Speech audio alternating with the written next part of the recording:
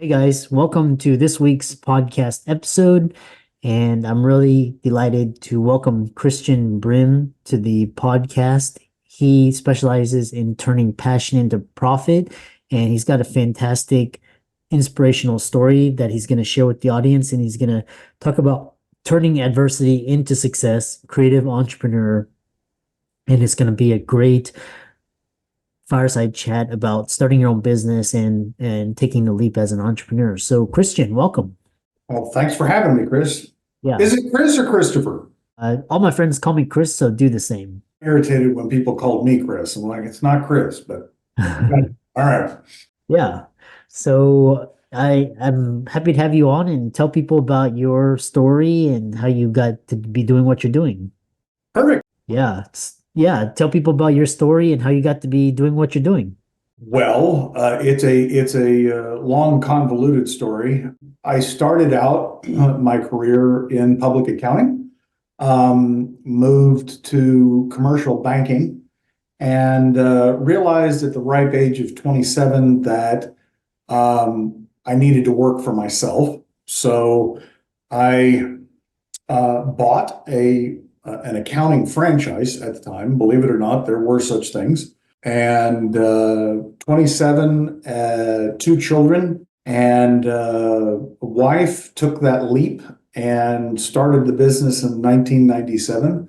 Gone through lots of changes in that time, but it's been a great journey in a lot of ways. It's been difficult in a lot of ways, but I would definitely say I'm glad I did it.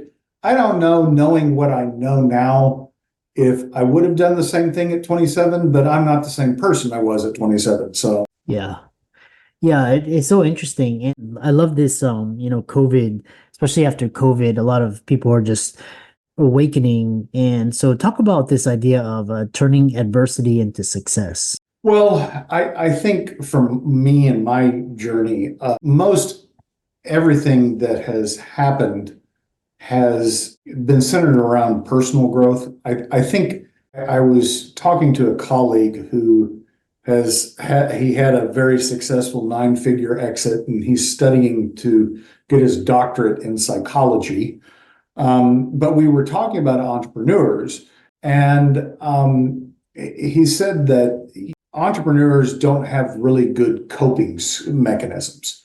And I said, yeah, that's true. And he said, a lot of entrepreneurs and business owners, their business becomes their coping mechanism. And I think in a lot of ways, that was the case for me. So as the business had challenges or my personal relationships had challenges, those are all intertwined. And I think that to achieve success, I think the first and most important point, I think probably the only point, is to define success, right? I think most business owners don't have a clear idea of what success looks like. And so they end up chasing it, right? So, they reach a new milestone, they reach a new plateau, the business grows to a certain level, and they kind of look around and say, what's next, right? Really dealt with the underlying thing. They don't know really what they want out of the business. Itch it's supposed to be scratching, or hole it's supposed to be filling. And in a lot of ways, the business can actually become a negative, right? Because they're trying to fix something inside themselves that they haven't ever really looked at. They haven't even identified. So, when I work with a business owner, I've done a lot of mentoring and I've done a lot of coaching. It centers around, like, what's the ideal outcome here? Like, what do you want this business to be? Financially, usually that's part of the conversation. Like, I want a business of this size, or I want to make this amount of money. But, success, unless you truly understand why you want that, then achieving that goal of a certain size or a certain dollar amount isn't really going to satisfy you. Yeah, and I love this idea of your definition of success and I love this idea how people are taking more control over, what is success to them, as opposed to this mainstream narrative dictated by, the mainstream media, it should be this way and that way, where and I love this idea of divergence. So one thing I was talking about is you're a creative entrepreneur. So talk about what is a creative entrepreneur and why did you decide to become one? How can, what does it entails? Because a lot of people are curious, what is that? Right. I just published a book called Profit First for Creatives, and it's a derivative of Mike Michalowicz's book, Profit First. But I tell this story in the book about I was at a gathering with Perry Marshall, the author of 80/20 Marketing and Sales, brilliant marketer. And he described entrepreneurs as either builders or artists. And he said, a builder entrepreneur looks at the opportunity in the marketplace and they say, oh, I know how to fix that. I know how to solve that problem. And so they build a business around it. While the artist, they're driven more by their passion. And I think it's a continuum. I don't think you're either or, but the artist entrepreneur is one that their passion is what dictates what business they're in. And I had never had that described to me that way. And this was, maybe just 3 or 4 years ago, right? So I'd been in business a long time. And the way Perry described it, I was like, I guess I am an artist, right? And in writing this book, that actually was part of kind of like uncovering that for myself. I think to a certain extent, every entrepreneur is an artist and is a creative, because really what an entrepreneur does is they solve problems, right? They see an opportunity or a problem and they figure out a solution for it that they can get paid. And what I dive into in the book is that really creativity is the source of all profit, all sustained profit. Like if you're going to make money in a business, you have to create new things. It might be a new feature. It might be a new location, geography, who knows? But all of us as entrepreneurs are creatives.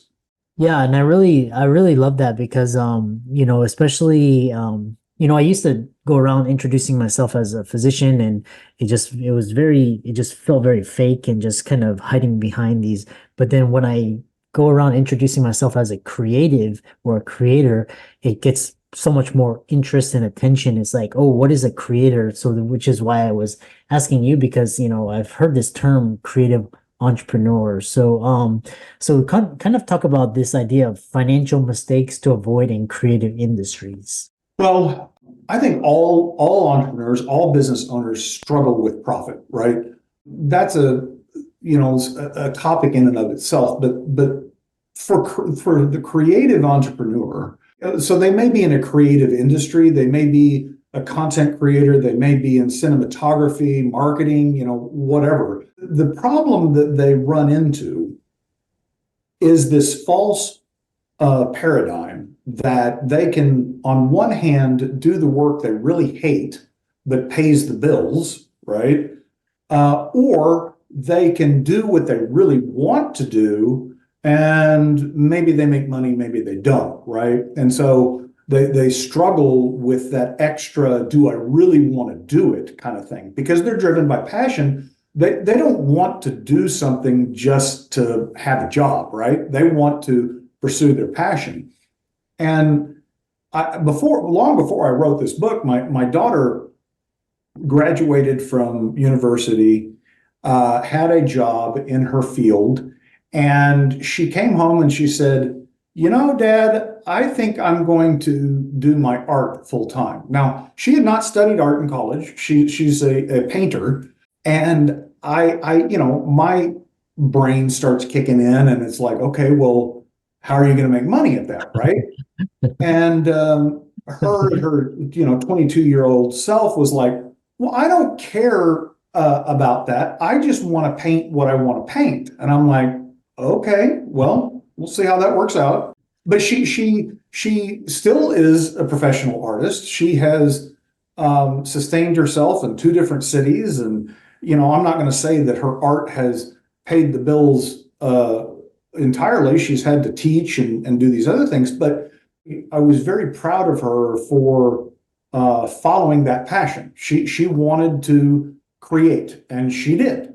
Yeah, and I love that. And so which brings me to my next follow-up question is how can artists and creatives, musicians, you gave the proverbial story of, it's not about the money. I don't care about money, but like I said, money is very important because how are you going to live and eat Yeah, and, get around? right. So it is important. So talk about like how creatives and musicians, artists, entrepreneurs can strike a balance between doing their passion and paying the bills. Right.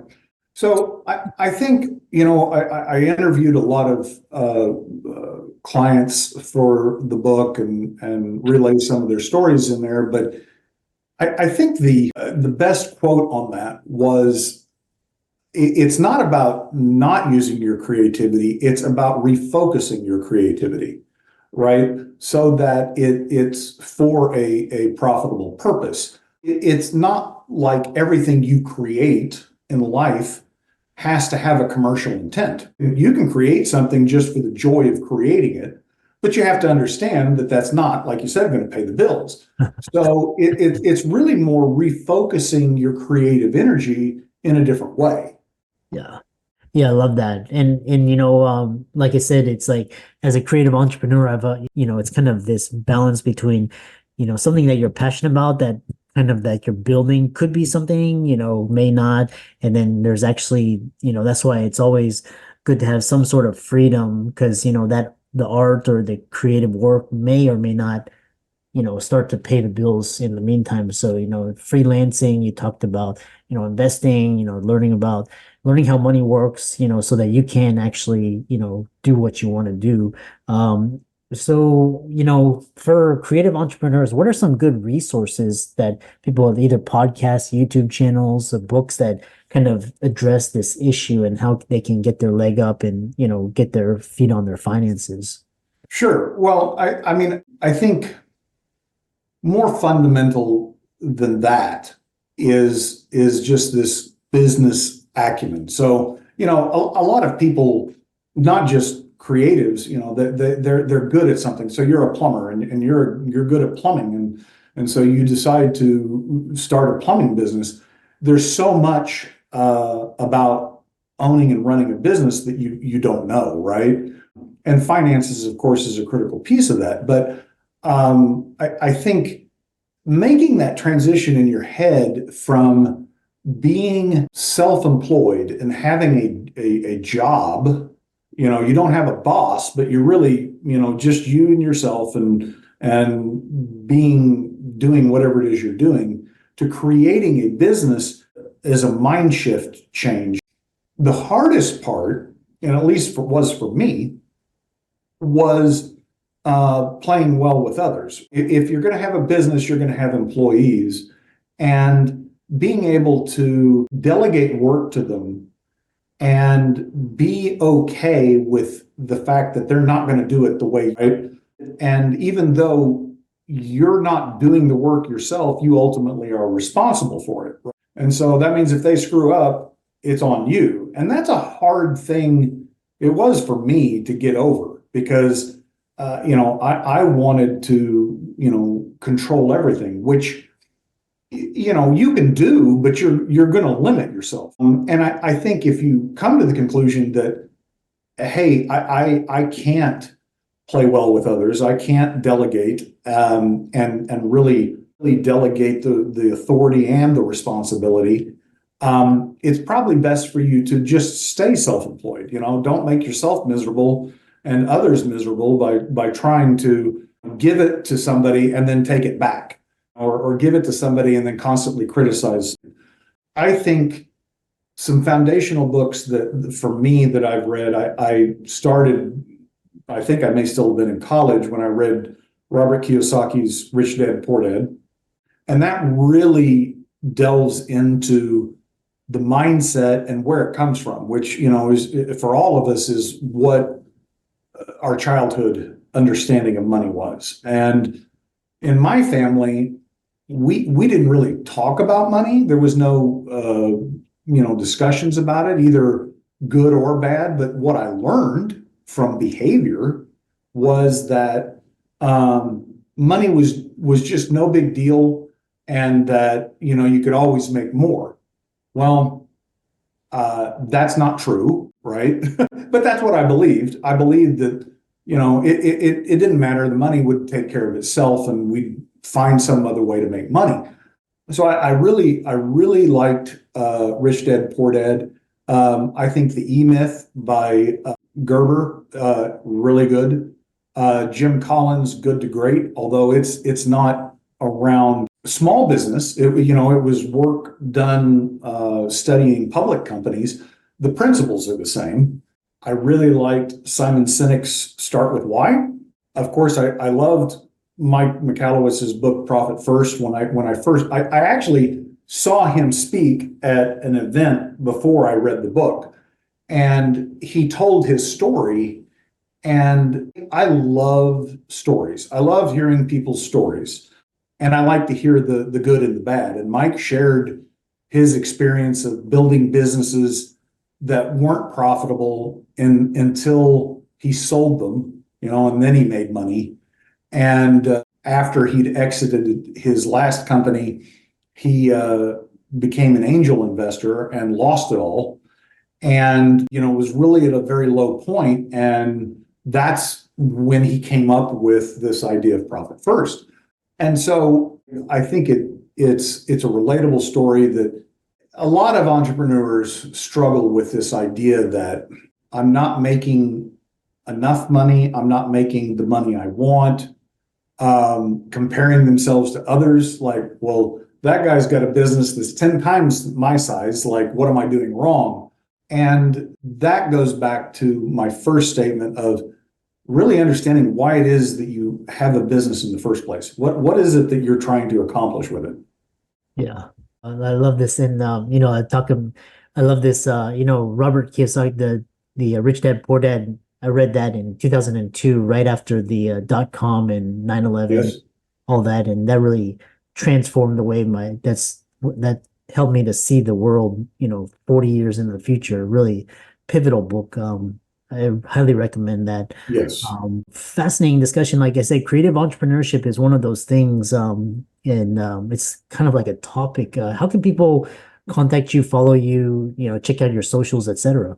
Sure. So my website is the easiest because it's got everything there, linked to the book, linked to my socials.